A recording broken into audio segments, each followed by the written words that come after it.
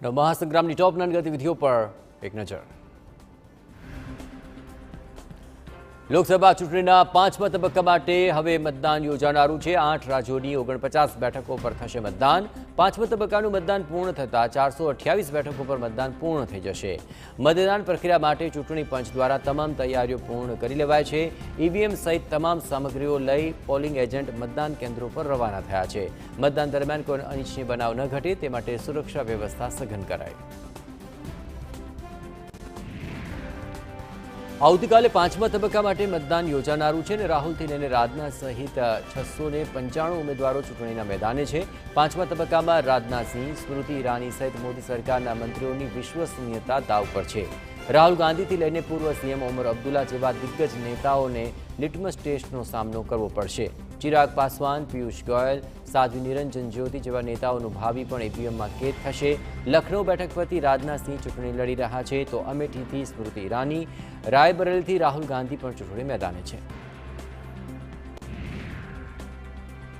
ઝારખંડમાં ચૂંટણી સભાને સંબોધતા વડાપ્રધાન મોદીએ રાહુલ ગાંધી પર કર્યો કટાક્ષ। કહ્યું કે શહેજાદા બધાને કહી રહ્યા છે કે આ મારી મમ્મીની સીટ છે। શાળામાં બાળક ભણવા જાય ને તો પણ બાળક એમ નથી કહેતું કે મારા પપ્પાની સ્કૂલ છે। 8 વર્ષનો બાળક પણ આવું નથી કહેતો। અને પીએમ મોદીએ કહ્યું કે 50-50 વર્ષ આ બેઠક પર રાજ કરનારાને એક પણ સાંસદ મળતા નથી। શહેજાદાની ભાષાને કારણે રોકાણ કરવા ઉદ્યોગપતિ તૈયાર નથી। શહેજાદાની ભાષાઓને કારણે કયા ઉદ્યોગપતિ તમારા રાજ્યમાં આવશે અને રોકાણ કરશે? વડાપ્રધાન મોદીએ કહ્યું કે અહીં નેતાઓના ઘરેથી ચલણી નોટોનો પહાડ મળી રહ્યો છે। આ તમામ પૈસા સરકારની તિજોરીમાં નહીં જાય। કોંગ્રેસ પાર્ટી ઉદ્યોગપતિઓને દેશના દુશ્મન માને છે। નેતાઓ ખુલ્લેઆમ કહે છે કે અમે એવા ઉદ્યોગપતિઓ પર હુમલો કરીએ છીએ જેઓ અમને પૈસા નથી આપતા। એટલે કે કોંગ્રેસ અને જેએમએમ જેવા પક્ષો દેશના ઉદ્યોગોની પરવા નથી કરતા। यूपीના પ્રયાગરાજમાં જનસભાને સંબોધતા ગૃહપ્રધાન અમિત શાહે કોંગ્રેસ પર નિશાન તાક્યું। કહ્યું કે પીઓકે ભારતનું છે અને ભારતનું જ રહેશે અને અમે તેને લઈને રહીશું। કોંગ્રેસના નેતા કહે છે કે પાકિસ્તાન પાસે પરમાણુ બોમ્બ છે જેથી તેને સન્માન આપો। તેમની પાસેથી પીઓકે માંગશો નહીં। આ મોદીની સરકાર છે, અમે પરમાણુ બોમ્બથી નથી ડરતા। તેમણે કહ્યું કે 4 તબક્કાની ચૂંટણી પૂર્ણ થતાં મોદીજી 270 બેઠકો મેળવીને ટ્રિપલ સેન્ચુરી તરફ આગળ વધી ગયા છે।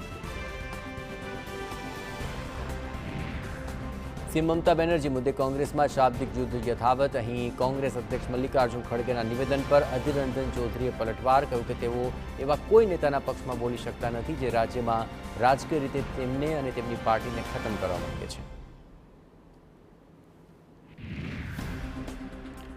અધીર રંજન ચૌધરી મુદ્દે ભાજપે મોટો દાવ રમ્યો અને ભાજપમાં જોડવા માટે ઓફર કરી દીધી। બંગાળ ભાજપના અધ્યક્ષ સુકાંત મજમુદારે અધીર રંજન ચૌધરીને પાર્ટી બદલવાની ઓફર કરી। સપા અધ્યક્ષ અખિલેશ યાદવે ચૂંટણી પ્રચાર વચ્ચે ઈડી અને સીબીઆઈનો મુદ્દો ઉઠાવ્યો। કહ્યું કે ઇન્ડિયા ગઠબંધનની સરકાર બનશે તો હું પોતે કેન્દ્ર સરકાર સમક્ષ પ્રસ્તાવ લાવીશ કે ઈડી અને સીબીઆઈને બંધ કરી દેવામાં આવે। દિલ્હીના સીએમ કેજરીવાલે ભાજપ પર કર્યા પ્રહાર। કહ્યું કે ભાજપે આમ આદમી પાર્ટીને ખતમ કરવા બનાવ્યા 3 પ્લાન। કેજરીવાલે કહ્યું કે આગામી સમયમાં આપ ભાજપ માટે મોટો પડકાર બની શકે છે।